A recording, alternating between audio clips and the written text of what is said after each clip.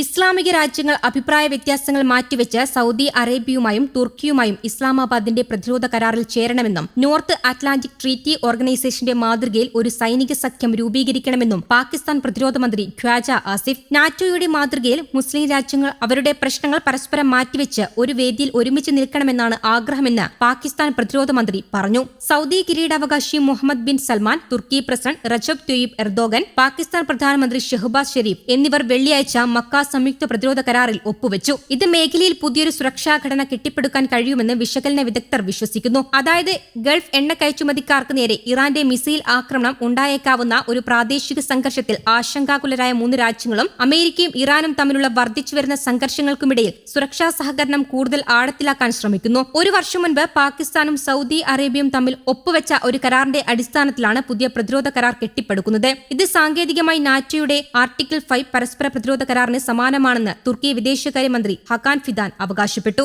3 രാജ്യങ്ങളിൽ ഏതെങ്കിലും ഒന്നിനെതിരെയുള്ള ആക്രമണം എല്ലാത്തിനുമെതിരെയുള്ള ആക്രമണമായി കണക്കാക്കുമെന്ന് കരാറിന്റെ കേന്ദ്ര സവിശേഷത വ്യവസ്ഥ ചെയ്യുന്നു. എങ്കിലും കരാറിന്റെ എല്ലാ വിശദാംശങ്ങളും ഇതുവരെ വ്യക്തമാക്കിയിട്ടില്ല. നാറ്റോയിലെ രണ്ടാമത്തെ വലിയ സൈന്യമുള്ള തുർക്കിയിൽ ഒരു ആക്രമണമുണ്ടായാൽ സഖ്യകക്ഷികൾ എന്ത് പിന്തുണ ആവശ്യപ്പെടുമെന്ന് കൂടിയാലോചനകളിലൂടെ തീരുമാനിക്കുമെന്നും എന്നാൽ ഒരു അംഗരാജ്യത്തെ ആക്രമിക്കാത്തിടത്തോളം ഒരു രാജ്യത്തെയും ഭീഷണിയായി കണക്കാക്കില്ലെന്നും അദ്ദേഹം വ്യക്തമാക്കി. ആസിഫിനെ കൂടാതെ മറ്റു മുതിർന്ന പ്രാദേശിക ഉദ്യോഗസ്ഥരും ഈ കരാർ ക്രമേണ മറ്റ് രാജ്യങ്ങളെയും ഉൾപ്പെടുത്തി ഒരു കൂട്ടായ സുരക്ഷാ സേന എന്ന നിലയിൽ അതിന്റെ പങ്ക് ശക്തിപ്പെടുത്താൻ സഹായിക്കുമെന്ന് അഭിപ്രായപ്പെട്ടു. തുർക്കി വിദേശകാര്യമന്ത്രി ഫിദാൻ പറയുന്നതനുസരിച്ച് രാജ്യത്തിന്റെ പ്രസിഡന്റ് എർദോഗൻ സഖ്യം വികസിപ്പിക്കുന്നത് കാണാൻ ആഗ്രഹിക്കുന്നുണ്ട്. അതേസമയം തന്നെ പുതിയ സഖ്യം ഇറാനെയോ മറ്റേതെങ്കിലും രാജ്യത്തിന് എതിരെയോ അല്ല.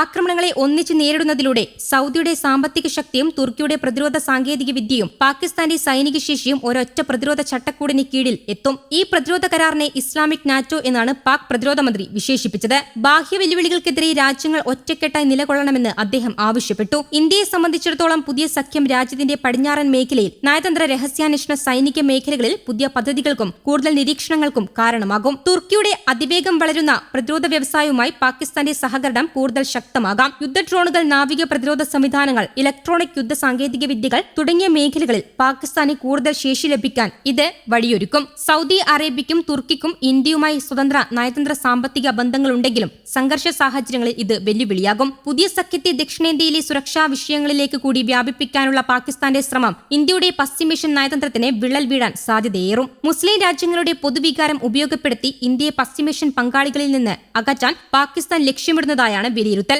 ഇസ്രയേലുമായി ഇന്ത്യക്ക് ശക്തമായ തന്ത്രപരവും പ്രതിരോധ സാങ്കേതിക വിദ്യ സഹകരണമുണ്ടെങ്കിലും പ്രധാന അറബ് രാജ്യങ്ങളുമായി ഇന്ത്യ നിർണായക നയതന്ത്ര വ്യാപാര ബന്ധങ്ങളും നിലനിർത്തുന്നു. പുതിയ സഖ്യത്തിന്റെ പ്രത്യാഘാതങ്ങൾ പരിമിതപ്പെടുത്താൻ ഇന്ത്യക്ക് വിവിധ നയതന്ത്ര മാർഗങ്ങൾ പ്രയോജനപ്പെടുത്താനാകും. UAE, ഒമാൻ തുടങ്ങിയ രാജ്യങ്ങളുമായുള്ള തന്ത്രപരവും സമുദ്ര സുരക്ഷാ രഹസ്യാന്വേഷണ സഹകരണവും കൂടുതൽ ശക്തിപ്പെടുത്തുന്നത് ഇതിൽ പ്രധാനമാണ്. അതോടൊപ്പം ഫ്രാൻസ്, ഗ്രീസ് തുടങ്ങിയ രാജ്യങ്ങളുമായുള്ള പ്രതിരോധ സഹകരണവും സൈനികാഭ്യാസങ്ങളും വർദ്ധിപ്പിച്ച് തുർക്കിയുടെ വർദ്ധിച്ചുവരുന്ന പ്രാദേശിക സ്വാധീനത്തെ നേരിടാനും ഇന്ത്യക്ക് സാധിക്കും. News desk, Kerala Kaumudi.